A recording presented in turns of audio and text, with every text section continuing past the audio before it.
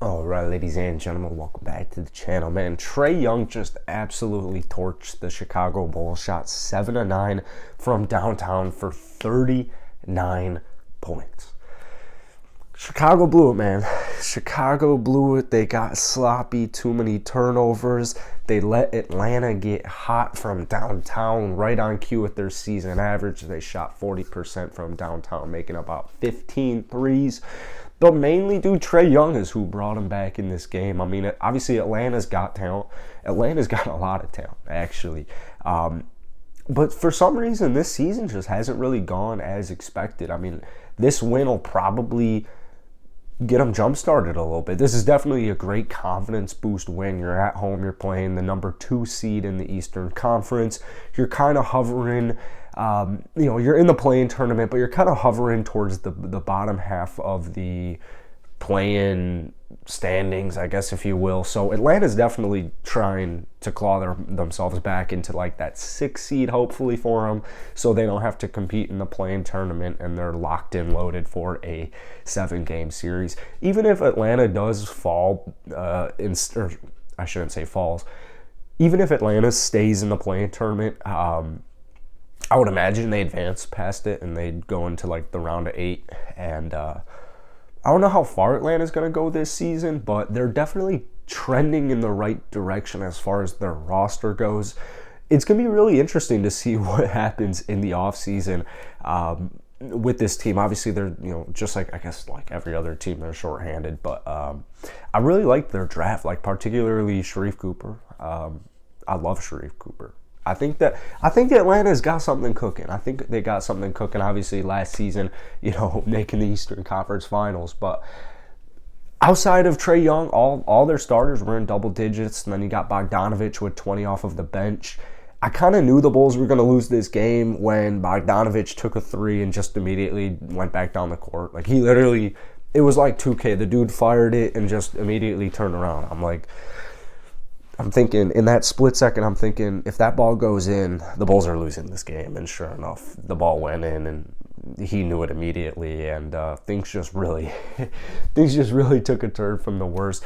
From the Bulls' standpoint, obviously, still missing a handful of pieces, particularly Lonzo Ball, the starting point guard, and Alex Caruso, kind of like, I actually saw a post the other day saying Caruso was the best defender on the Bulls, and I guess that's not wrong. I guess that's a true statement. That is a true statement. It's just crazy, like, the best defenders coming off of the bench. That's just always, like, crazy to me. The Bulls they're definitely, like, faltering a little bit, or maybe plateauing. They're just kind of staying the same. Had a really nice win streak not too long ago, so, maybe that's not the case. But, recently it's been kind of sloppy. The defense has been not great. The Bulls have kind of always had a defensive problem this season. But 129 points to the Atlanta Hawks, that's not, or 130 points to the Atlanta Hawks, that's not what you're looking for in any game. 124 points, so that's a bright spot. The good news is the Chicago Bulls offense hasn't faltered whatsoever. They're still trying to work Tristan Thompson back into the lineup, and things are just, it's a work in progress is kind of the words I would use. I think it's a work in progress here. LaVine, DeRozan, they both played really good tonight. Just wasn't enough. They both dropped 22 points for a combined 44. But defensively, there wasn't much. They just couldn't get a stop in that second half. They really just couldn't get a stop. And Atlanta was red hot, dude. They scored 74 points in the second half and 40 in the fourth quarter. Like, that's just honestly unexcusable. If you're trying to win a championship, I don't care who you're missing. Because, at the same time, keep in mind, Lonzo and Caruso are very talented defensively, but honestly, it's inexcusable, man. You're on the road here. You're playing a team that's struggled all season. You know what they're capable of. You've played them several times already to date. If they make 1 3, things can just domino. Like, it's literally going to. It's not even they can. It's it's gonna domino. At some point in the game, the Atlanta Hawks as a team are gonna get hot. Like, you're not gonna go 4 quarters where every player on the Hawks is struggling. That's not gonna happen. And Trae Young, obviously going 7 of 9 from downtown didn't make it easy in that 4th quarter, especially. But you gotta figure out a way, dude. You gotta figure out a way to stop him. I don't know. I didn't like the shot attempts in the 4th quarter. Even the Bulls did score 32 in the 4th quarter, but I wasn't a huge fan of the shot attempts in the 4th quarter. Cracking my knuckles, sorry. It's just, it was too DeMar DeRozan centered, and obviously, you want the ball in DeMar's hands, king of the 4th quarter, but I just don't, a lot of the looks he took in the 4th quarter, I just wasn't a huge fan of. And keep in mind, I wasn't a huge fan of the referees tonight as well. I thought the refs were pretty trash. I feel like that, the thing is with that statement, I feel like that's the case with most NBA games. Like, I don't know if I've ever recently watched a game and my first initial thought is like, that was really good refereeing. Like, I've never thought that, I don't think, honestly, in my entire life. But I think I've never said that in any sport. It's just, and it's obviously a little bit biased, but I don't know, dude. I'm not a fan of referees most of the time. Obviously I know they need to be there, and I'm a fan of like the concept of a referee. But tonight the Bulls only got to the free throw line 7 times, and that's not to say like they didn't try. It's not like the Bulls took a billion threes and they were never trying to get in the paint. It's not ideal, man. It's just not ideal. 6 of 7 from the free throw line, like that's not gonna get it done. LaVine getting to the free throw line 1 time.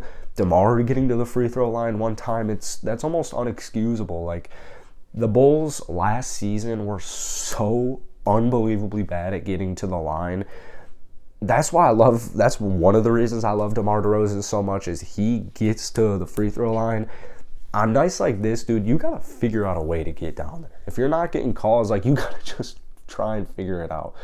But the Bulls, for the most part, offensively, this was a good game.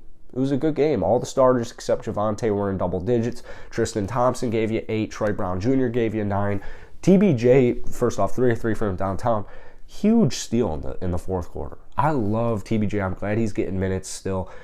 I love him. I think he's a perfect, promising 3-and-D player.